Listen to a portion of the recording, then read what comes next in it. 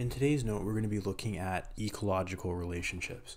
So we've already touched on some of this briefly in the factors affecting population lesson, but we're going to look at them a little bit more specifically. So there are three main relationships between individual organisms within a community. And again, we've touched on these three, but they are symbiotic, where the organisms live in close contact with each other; competitive, where the organisms compete with each other; and a predator-prey relationship, where one organism consumes the other. So we're going to take a look at primarily the symbiotic and competitive, and look at different examples or different types of those relationships. So looking at a symbiotic relationship, we have three types of symbiotic relationships. The first type is commensalism. So this is where it benefits one species and not the other. So if we look here, we can see a shark with or some small fish that are swimming alongside it. So what happens is when the shark eats fish, prey, whatever it feeds on, the fish around it eat or feed on the scraps or the small little bits that the shark does not eat. So they benefit because they have a constant food supply. As long as the shark is living, then it's going to need to find food. So they benefit. The shark does not gain any benefit from them kind of swimming around or alongside it. They're basically not big enough, or they don't have enough energy for it to basically benefit from eating them. So they just kind of hang out there and the shark's not bothered by them. So that's commensalism. One species benefits, the other does not. Mutualism is where both organisms benefit, or there's a mutual benefit. So here we see a bird or a bird species, and we see kind of like a gazelle or someone from the deer family, and kind of what looks like the Sahara. So basically what's happening here is that the bird is feeding on any ticks or bugs that may land on the deer's fur, and the deer kind of gets the benefit of those parasites or those bugs being removed, right? So it doesn't get any diseases or anything from, say, like the ticks or whatnot. So they both benefit. The bird gets a food supply, and then the deer kind of gets the benefit of having a healthy fur. Parasitism. Parasitism is where one organism or a parasite harms the host.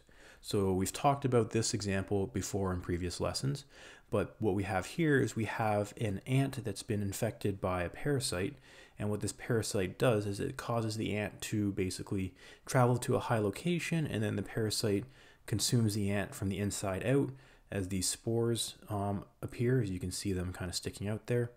And then the spores are released from this high location, or basically high level, and they are able to float and infect other hosts, or go into other hosts. So basically the parasite benefits because it is getting a food source, it's getting an ability to kind of spread itself around, and then the host, or the ant in this case, is harmed because it's basically consumed from the inside out. So again, this example was kind of like the term we called was zombie ants, because basically the parasite controls it from the inside, telling it what to do basically. Competitive relationships, so this is where organisms compete with each other. They may compete with each other for resources such as food, shelter, or land, or mates. And we're going to break this down into two types of competition. So we have intra-species competition, and here we have individuals of the same species competing for food, shelter, or mates. Right. So here you can see kind of the two deer that are competing with each other. They would most likely be competing for mates, to show which one's the strongest and whatnot. So again, intra-species, we see with the, get a little laser pointer here. Intra with the A means we're looking between the same species. Interspecies competition, so this is just the opposite.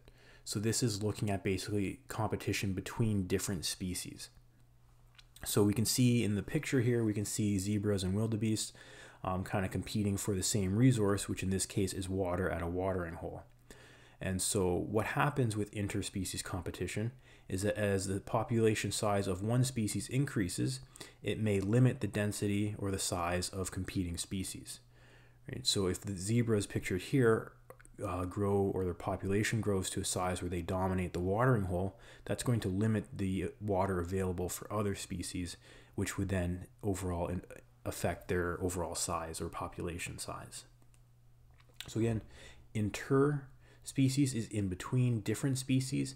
Intra is between the same species. And then finally, we have our predator-prey relationship. So again, they're not breaking these down any further. It's just basically when one organism consumes another.